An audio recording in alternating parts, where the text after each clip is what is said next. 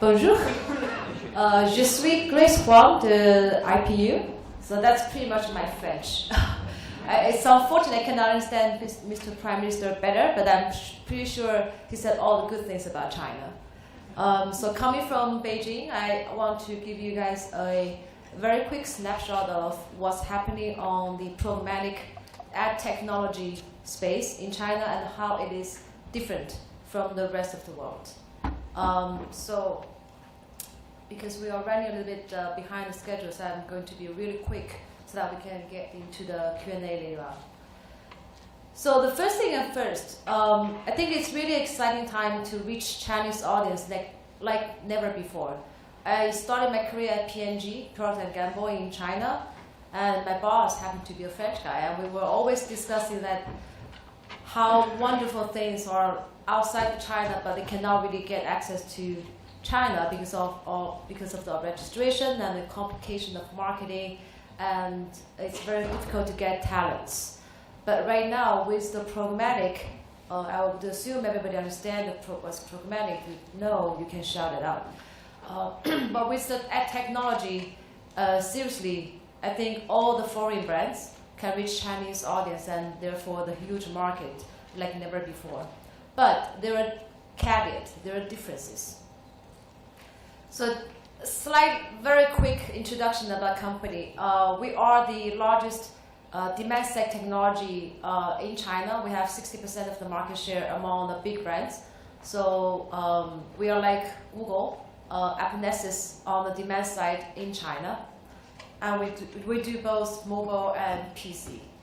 And we run in programmatic actually grow like doubling and tripling every year in the past 5 years. So in 2015, we already managed over 2 billion budget on our platform, which is pretty significant. So Laura told me I cannot really advertise too much for the company, so the rest of the pages are talking about the landscape. I want to talk about 8 differences you will notice or you need to know before you want to leverage the technology in China. The first one, I think it's not surprising, and it's a bloody fact. In the local market, the China market is very dominated by local players, which is quite different based on discussion I had recently in the past few days with the industry players. I understand all the US players are pretty active in US and Europe and probably other markets, but if you compare, this is to landscape, if you compare this to chart, you will notice, although as crowded this space is in China, the players are quite different. So you will not, it's too small, but the fact is you will not really see your familiar names on this China-specific landscape. Google is very small. It's mainly focused on the exchange business. And on the demand side, although there is some different attempts of foreign DSPs, but it's very, very hard for them to get a significant market share. I will not talk about the reasons. I can, if anybody interested in the reason, I can chat after the session. One of the driver for the difference is the publisher landscape is quite different as well. For example, in China, you will notice like there's a lot of private exchanges that's called SSP. Mainly like you will notice like the big portals, like the large video site, they tend to develop technology on their own instead of using the third-party technology. So that also complicated the whole ad tech ecosystem because you need to, there's a lack of standard of API, and there's all kinds of format. I'm pretty sure in the discussion we'll have with Richard, we will talk about the crazy ad formats. I know like in the US, I'm not sure about Europe, but the standard format or the ad size is like in the range of 10 or 20, but in China you get like 120. So that drives people crazy, or especially like ad tech people. So that's another difference you will notice.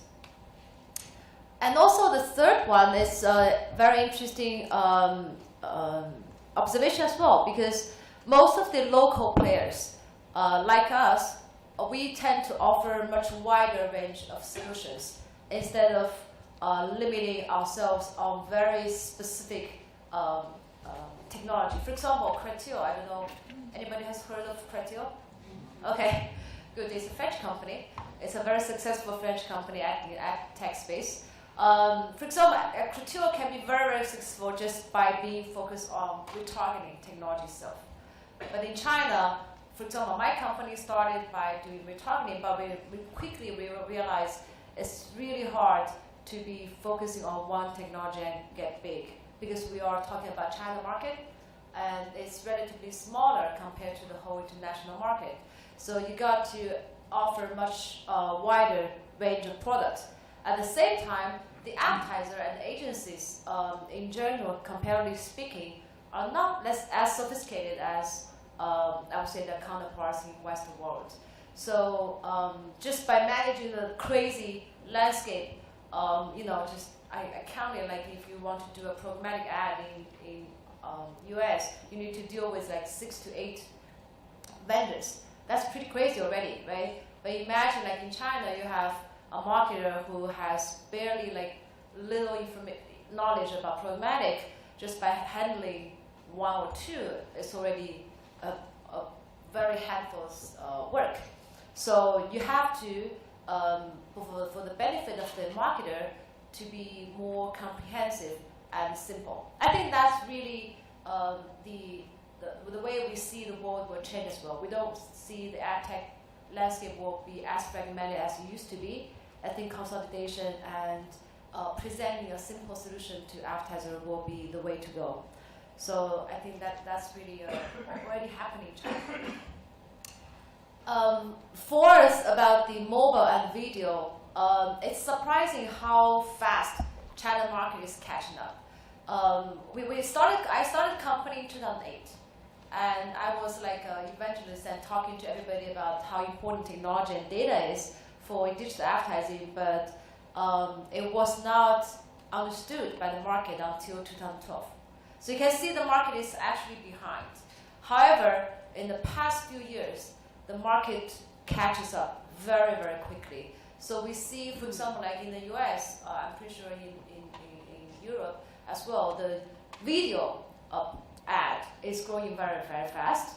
And in China, actually, the programmatic video ad is growing even faster. So we see, for example, for our business, we already see like 40% of the business coming from video programmatic ad. And for video, for mobile, it's slightly behind, I would say. We really see the whole readiness of mobile programmatic ad in 2015. So if you want to leverage the mobile, I think now is a good time. So we do, this year we started international business at IPU, and one of the vision is really to enable any app, any like international app or any Chinese apps can do cross-border marketing with the programmatic technology with our platform. The data is always a very, very interesting topic in China. It's one of the things is I think the data is widely used and is widely understood. The importance of data is widely understood. We do a lot of interesting things with, for example, with like Baidu, like search index. We pull all kinds of third-party data to do programmatic creative. For example, we do location-based targeting. We add location, the distance to a store on the creative, and then make it very dynamic. You will see amazing uplifting in the performance, surprisingly, and clients love that. So I think this is really one example where China market can become very creative sometimes, although it's because I think one of the reasons is because the people are really competing really hard. The competition is fierce, and also I think there is a sort of a war between the China market and the rest of the world. So sometimes we need to be even more creative than the rest of the world. So this is the data usage becomes a very, very important elements when it comes to programmatic in China. So I skipped for the time purpose, I'll skip the case. And another challenge, of course, in China is the data is dissected, because everybody understands the importance of data.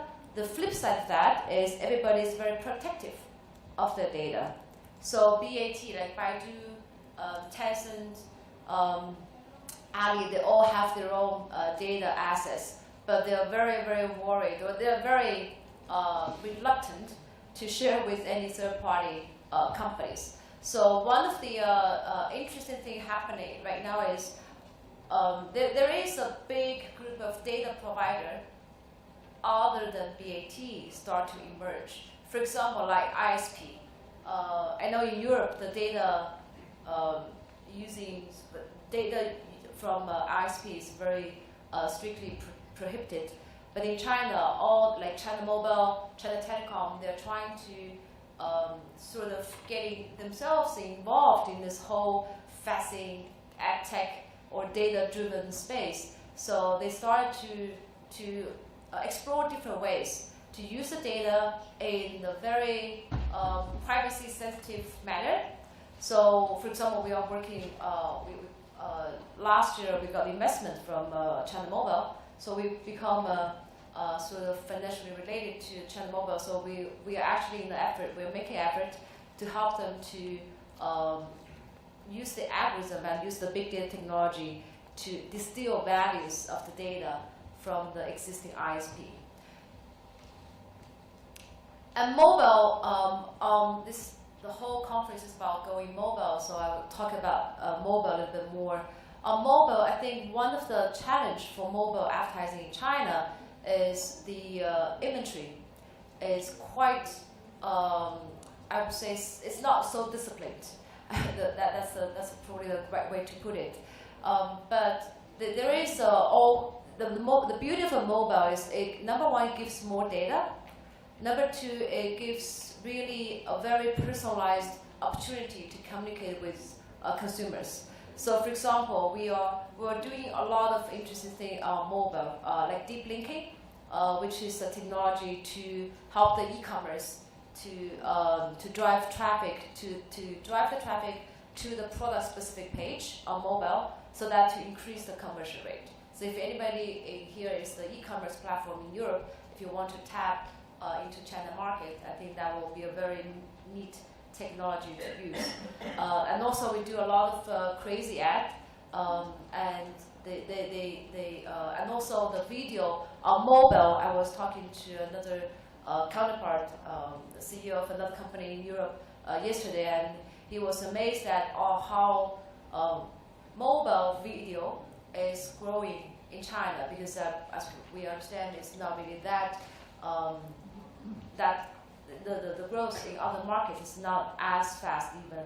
So I think mobile really represents a very interesting opportunity for any cross-border marketing or marketers if you want to reach the mobile audience in China. And I'm pretty sure everybody, even you're not in China, understand the importance of mobile. Everybody's using mobile on their subway, on their way to work, on their way to meeting friends. So I think that's really a good opportunity for anyone to reach Chinese. Okay, and for branded advertiser, some of the latest technology are like, for example, like viewability, and anybody who is doing viewability and brand safety, we work with a lot of international players in the space, like mostly US, like Grapeshot, like IIS. Brands in China started to realize the importance of viewability and the brand safety, so they are going to invest more and more in this space. I think anybody who are doing this technology, is a good time to move to China and to partner with a DSP like us. So, very quick summary of some of the thoughts on reaching Chinese audience. I think the whole idea of programmatic is really make the world flat. It's like before, if you are a French company or a French website or European offering or app, if you're thinking about going to China, it's like you're probably like making a 1-year plan, right? But right now, we are working with a lot of international brands, not like big ones, not like L'Oreal, all these big ones, but some niche brands in US and Europe, and they just run the campaign like next week. So you will immediately attract the right audience. So I think it's really the whole programmatic technology, ad tech technology, represents a very big opportunity for cross-border business. Number 2, I think it's really important to realize the difference of China's market in ad tech space. I know a lot of people still using like Google, still using AppNexus, probably like media mass sector. I hope there's no people from Turn or media mass with no defense, but it's really important to find the right local technology partner to do the programmatic, because otherwise you are not really connecting to all the inventory. You're not really leveraging the data available in the market, and you're not really competing in the right way. So last one is really to make sure you create creative. I think this is really to speak not only to like European or US brands, but even to any brand. Like I know a lot of brands are present in China. Sometimes it's really interesting to see how global opinion and global standards affect the Chinese operation. We work with literally all the Fortune 500 companies in China, and we always hear they have global guidelines. They have creatives. For example, when we do the programmatic ad, we always want more creative elements.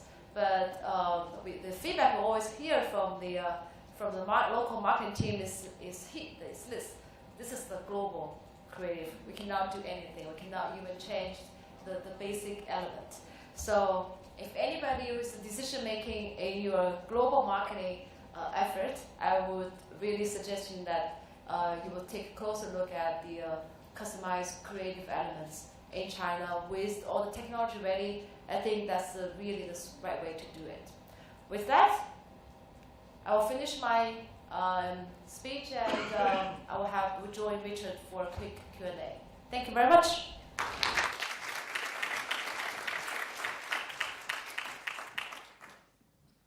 Thank you, Grace. Have you got questions for Grace, first of all?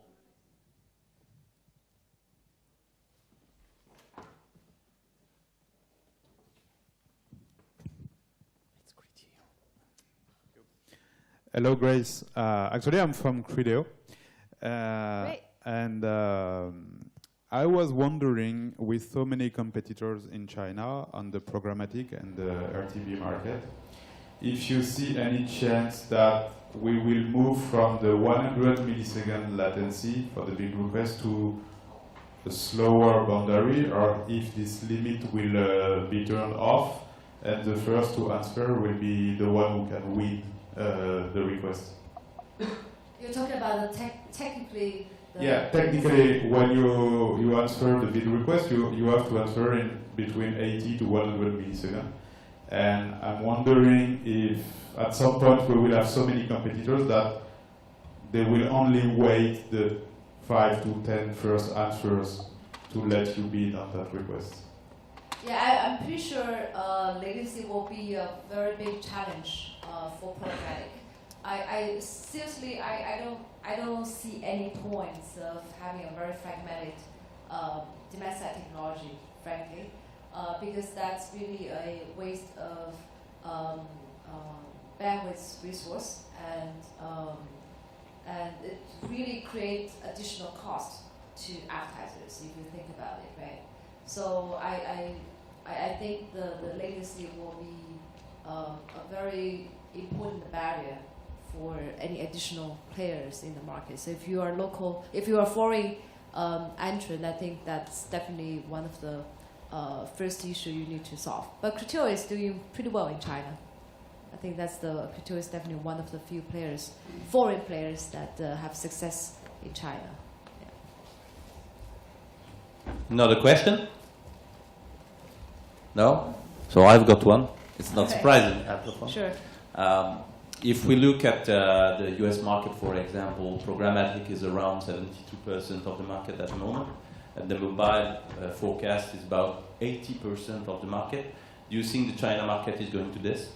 Oh wow, that's a very encouraging data actually. It's much higher than expected. In China right now, the programmatic is only, I would say, like around 10. Anywhere between, I think this year is going to be anywhere between 10 and 15 depending on the definition of programmatic. I think one of the, it's still at early stage. For mobile, I think the percentage is going to be even lower because the whole mobile advertising itself is not really growing in a very healthy way right now. It's like 2005 for PC. So you can think about how it is. I think but if the promising thing about programmatic is if you think about look at the advertisers who have already used programmatic, the percentage can be as high as 80%. So for example, we work with General Motors in China, and they're like, I would say 80 to 90% of their budget is programmatic on our platform. So we just need to increase the penetration and getting advertisers awareness of the benefit of programmatic. I think we will quickly catching up. Okay. You've been speaking about the formats and the large range of format in China. I've been speaking with an advertiser, a big one in France, telling us that getting to HTML5 was already a challenge because the agencies were changing everything. It was more expensive, so on and so forth. So is the fact that you are facing 120 formats, as I heard, a source of incredible adaptability and capability for the advertisers to develop something else than elsewhere, or is it a real difficulty? Actually, one of the things you need to understand about China is like the labor, the service is relatively cheap. So, for example, we have a special team doing resizing for advertisers because agencies doesn't want to do that. Clients do not want to do that. So somehow someone has to do that. So unless there's a technology that can do the automatic resizing. For example, like for e-commerce platform, like dynamic creative is a very nice way to do that, right? So we have a few friends here. So I think for any performance clients, if it's dynamic creative, then that's easy. But for branded advertiser, because they need the look, they have all the guidelines, so it has to be very manual. It has to be done manually. So we have to spend a lot of time and effort on the resizing. So, but that in another side, if you look at different way, it also created barriers for us, right? So we provide additional service other than Google. I don't think Google will never do that. I don't think any foreign companies will do that. So that's one of the examples why local players become powerful and become the preferred. For example, like all the foreign agencies, all the training desks in other markets use Applesis, use Google, or use other training desk platform, but in China they all use us. So we have 400 people, and 1/3 of that is operational team. You mean in China, programmatic is manual programmatic? No, just resizing. Okay. Just because of the sizing. Yeah. So there is additional service level you need to make everything work. Yeah. And do you think China market is interesting for these companies? For Criteo, Google? I think Google, Criteo, and all make the effort. I think that it's always I will talk about a little bit about why internet space overall. If you look at the market, not only programmatic, but anything related to internet, there's no strong foreign players. Okay, so we're not talking about politics. We're not talking about government restriction. We're talking about the fact that in the internet-related business, it's all about speed. It's all about being responsive to the local market and being adaptive. But if you think about international companies, the decision-making process is like just nothing else, just given the time difference, okay? And now there is a request, and everybody in France is sleeping, and just imagine how the decision-making will happen. But for a company like us, we are a startup, and we are like on the ground 24 hours, and we are making decisions. We are like doing real-time optimization without decision. So I think that's really the biggest challenge. And of course, for Google, for example, like there is a global perspective. When client wants to change one feature or add one specific requirement, Google has to ask 23 countries to get consensus before it can go. But for us, China is China.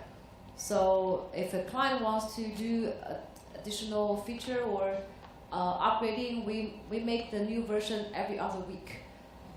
So that's about internet. That's about speed. That's about being local and being adaptive. So I don't think it's related. I agree the government restriction and everything is it is important, but even beyond that, I think there's a deeper business-related reason why it's difficult. As far as I see, you've already got 60% of market share. What's the next steps for IPNew? That's a good question. That's why we are going global. But we are going global, not learning the lesson from other international players. We're not really trying to, for example, like become a DSP in Europe or in US to serving the local client. But we are really seeing the cross-border opportunity is a low-hanging fruit. So for any brand, for any business who want to reach China, you can find us, and you get the best ROI. You get best access to inventory and data. So and also for our local brands and local clients, there's an increasing need for them to expand their business to markets other than China, like Yihang. I think that they have a very cool product. If they want to market to European and US market, they can use us to reach the international market as well. So that's exactly the opportunity we're seeing at our vision. 谢谢。 Thank you. 谢谢. Thank you very much, Richard.